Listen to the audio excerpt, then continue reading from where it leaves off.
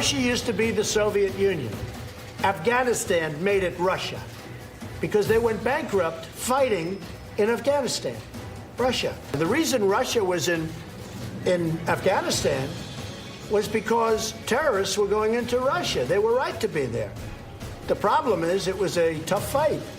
And literally they went bankrupt. They went into being called Russia again as opposed to the Soviet Union. You know, a lot of these places you're reading about now are no longer part of Russia because of Afghanistan. Donald Trump says a lot of things that are provably false. But it's what you just heard that has historians cringing, wondering why he parroted old Soviet Union talking points about the invasion of Afghanistan 40 years ago. The invasion did not target terrorists. The fact is, the Soviets were trying to bolster communists in Afghanistan. So why defend the invasion 4 decades later, just randomly, right out of the blue?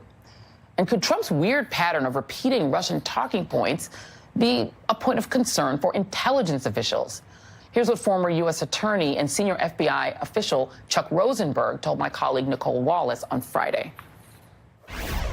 The President of the United States is echoing directly the line of the Kremlin on a whole bunch of things.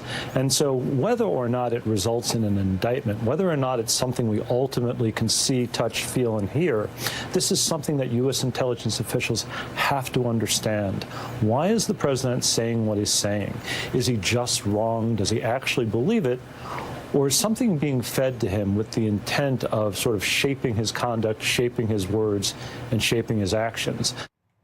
Joining me now is Timothy O'Brien, author of Trump Nation, Clint Watts, a former FBI special agent, and Jill Wine-Banks, former assistant Watergate prosecutor. Thank you all for being here. Clint, I'm going to start with you.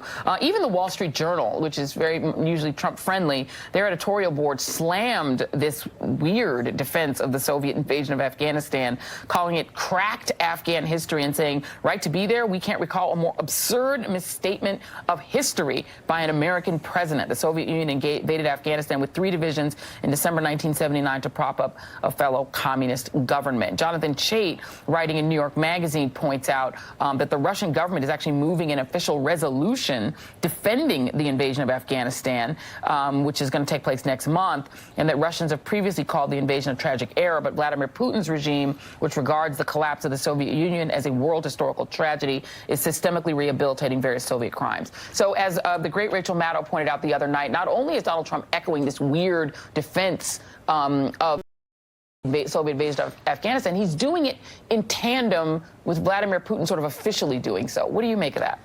I don't know what to make of it. I mean, this is a multi-year pattern we've seen with Donald Trump, where he can't even be specific, oftentimes even about his vaunted wall, but yet he can get really specific at odd times about talking points regarding the former Soviet Union and Russia. I mean, that was a very specific argument. Rarely do you see him be specific about anything. He usually uses the words very and great most, if you counted them up. And here, he is highly specific, and this is only found, this story is only found in one place. It comes from the Kremlin. It is revisionist history.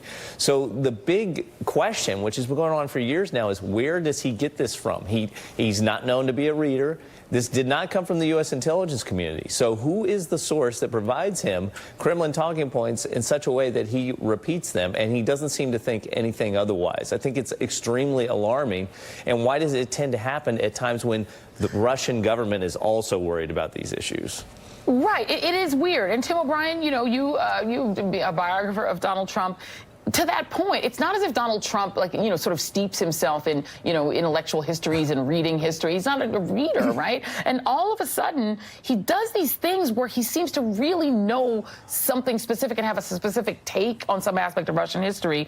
And again, you know, thank God for Rachel Maddow, because she pointed this out the other day. Here is Donald Trump in an interview last July with Tucker Carlson talking about Montenegro, a country about which is probably a great country, but most Americans probably don't know a ton about. Montenegro is a tiny country with very strong people. By the way, they're very strong people. They're very aggressive people. They may get aggressive, and congratulations, you're in World War III. That was last July. It doesn't stop there. In May of 2017, Donald Trump treated the prime minister of the same country, Montenegro. Do you guys remember this? We played this at the time. He just shoved him. I mean, what is going on here in your view? Well, you know, what connects Montenegro to the Afghanistan statements is that Montenegro is important to Vladimir Putin. And revising our understanding about why the Soviet Union invaded Afghanistan is important to Vladimir Putin. So we have to wonder why these talking points that are clear Kremlin talking points end up in Donald Trump's mouth. He is probably the most wildly ill-informed and illiterate president we've had in the Oval Office. He would be hard-pressed to find Afghanistan on a map. So he's not approaching any of these dialogues as a student of policy or with real national security bona fides in mind. He's freelancing. But he's not freelancing without a purpose. He's freelancing to create a narrative. And I think what's really disturbing about this is when you move past the word salad of it, Joy, and the sort of tragic comic aspects of Trump when he does this strange performance art, is that it's a real national security problem.